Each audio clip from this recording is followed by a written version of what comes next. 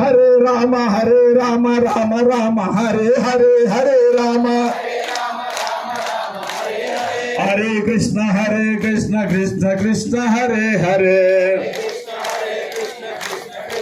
హర నమ పార్వతీపతే హర హర మహాదేవ. ఇంతవరకు యజ్ఞానికి సంబంధమైన మంత్రాలన్నీ పూర్తి చేసుకున్నాం. చివరకు శాంతి మంత్రాలు తప్ప. మన శంకరప్ప గారు ఇక్కడ వస్తావా, నేను ఉంటావు ఇక్కడ. కేవలం 83వ కార్యక్రమం జరిగింది.